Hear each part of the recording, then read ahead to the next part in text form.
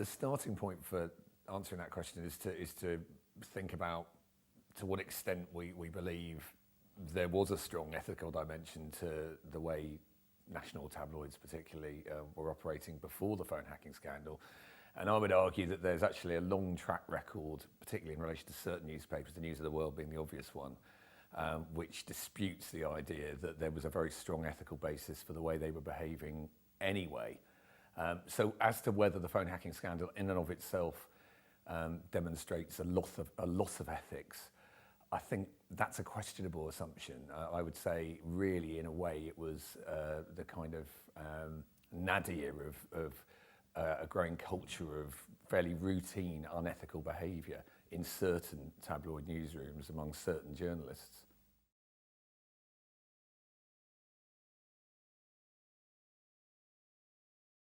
No, I mean we're in the final stages almost, hopefully, of a process that will eventually lead to some form of fairer and stronger, but not too censorious new press regulation. And if that comes about in line broadly with the Royal Charter that is being proposed by the Media Reform Coalition and Hacked Off, and indeed Leveson, then I think that ultimately they will have had their justice to a large extent. But obviously, it's, you know, the victims we hear about most often are the most high profile, whether they're celebrities or people whose stories have been particularly prominent in the media over recent years.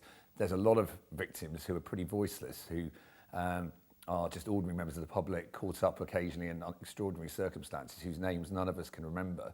And I think, you know, many of those cases, they probably will never have full justice, you know, not least because there's never been any kind of recompense, whether it's financial or anything else. And indeed, most of us have forgotten them, even though many of them have been left scarred by rogue journalistic behaviour.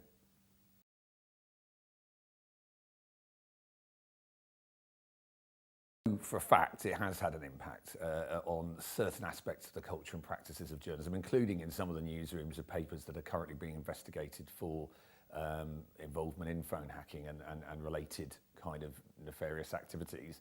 I just know anecdotally from people, former colleagues, other people I know who still work day to day in the industry, that things have got tightened up. You know, obviously newspapers from a self-interested point of view are making sure they put their houses in order, even if they weren't entirely in order beforehand.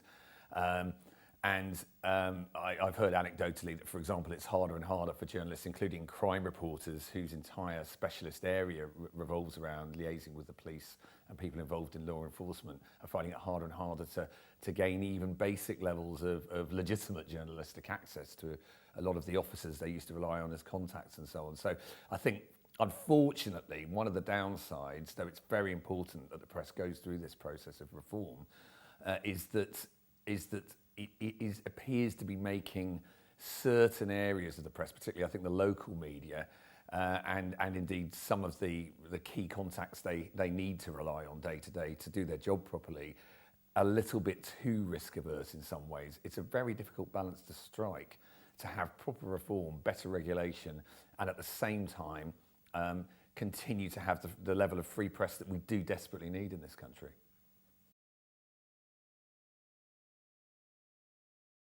Yeah, of course. I mean, that underpins, I think, everything I've said. You know, I completely, you know, I'm largely behind the current proposals from the Media Reform Coalition, the Leveson side of things, the Hacked Off side of things, for a new form of Royal Charter and their approach to it, as opposed to the alliance of various newspaper owners and editors approach. I do think it needs to be tougher, but it needs to be fair. I think there need to be some exceptions made for particularly little local family-owned businesses.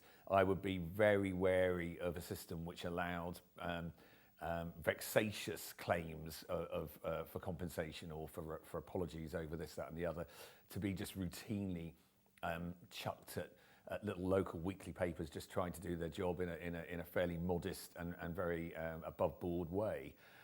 But I do understand at the moment that the Media Reform Coalition and the people pushing for the Leveson proposals to be implemented are keen for there to be some exceptions made for the local press, which at the end of the day had nothing to do with the practices which brought about the inquiry in the first place. I do think there needs to be tougher regulation there.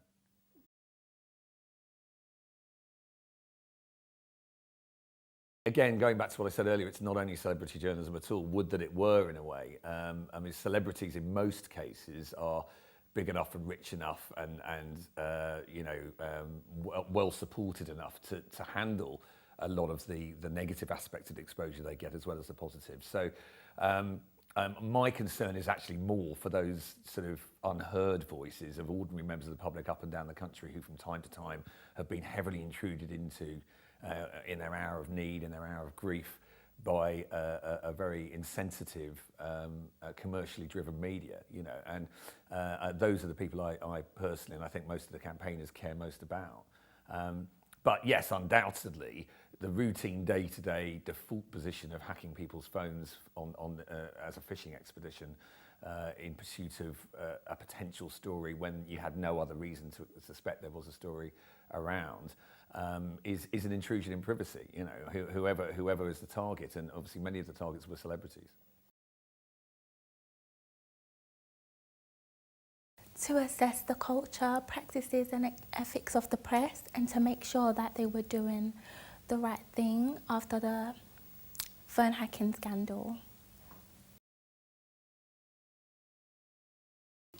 To a certain extent, but after the phone hacking scandal and the Millie Dowler case, it's hard to trust them. I'm sure the public found it hard to trust them, and they're supposed to be trustworthy as they write stories for the public, and in the public interest, the public are supposed to trust them, and if they can't, then there is a problem.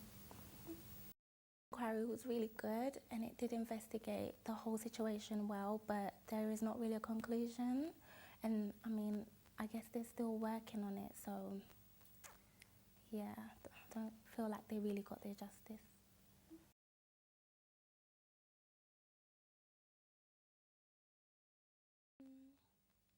Yeah, because if they were not doing their job correctly, then it's right that they got shut down.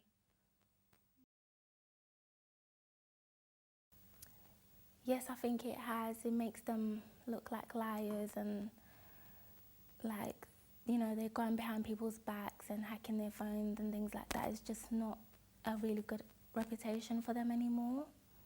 And I don't feel like people are really interested in reading tabloid newspapers, and I don't think they would trust every story in a tabloid newspaper as they would trust every story in a broadsheet.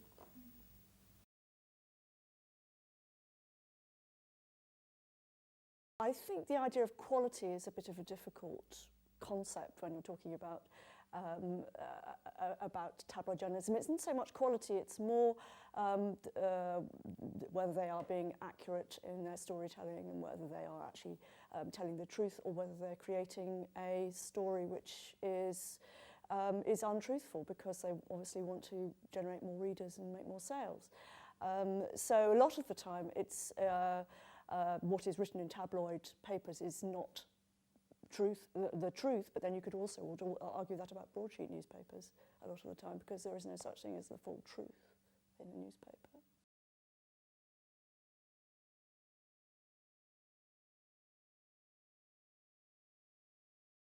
I do. I think that there was clearly a lot of illegal practice going on, a lot of despicable practice, and the people who are responsible for it have been taken to court. We've got Rebecca Brooks and Andy Coulson in court as we speak, and they've been brought to justice. And of course, there's been financial compensation as well.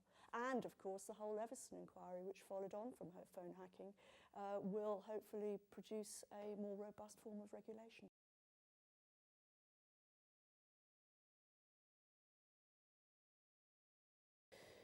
At the moment, I think fairly limited, because the government is and the press are still arguing about the form which regulation should take. And so until we see how that pans out, it is quite limited. And also Leveson has been criticised for, say, for example, taking too narrow a view of the press and looking really only at the national newspapers, and particularly for rather a snobbish view of the tabloids, which of course also affects people like the Hacked Off group. Really, they're really saying that actually we don't like to be associated with this kind of trashy journalism, and there is some snobbery in that, I think. I certainly think that there should be the ability to fine, the ability to impose sanctions. The question really is who should be doing that decision-making process, and obviously the press think it should be them, and the government wants to have the ability to impose new rules if it wants to via a royal charter. Personally, I think the press needs to accept that they do need to be regulated by people that aren't just themselves, because self-regulation clearly hasn't worked. But equally, the danger of having politicians involved for political reasons in regulating the press, which clearly has an important function in a democratic society, is a very concerning one. So I'm sitting on the fence slightly here, I apologise for that, but I think there are things to be said on both sides.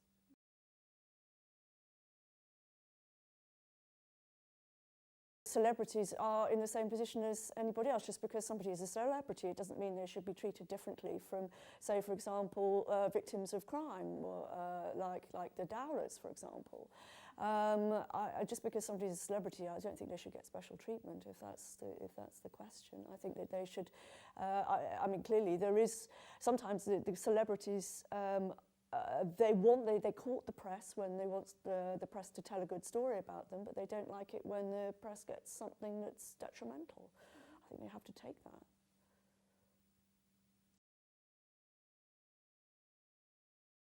I believe the main outcome thus far is that they're going to create a new commissioning body that regulates the techniques used by investigative journalism in the UK.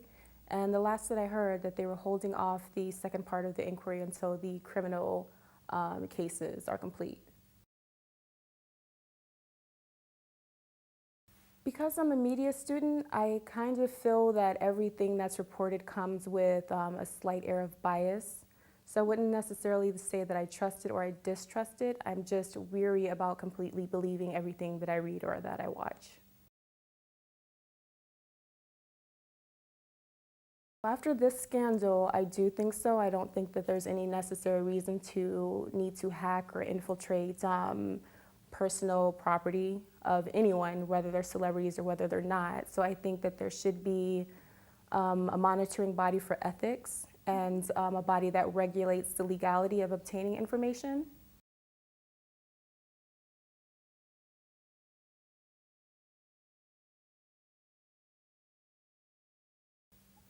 I think that they're on the road of putting measures in place to ensure scandals like this don't happen again, but because this is still an ongoing inquiry, I think there's more to be seen.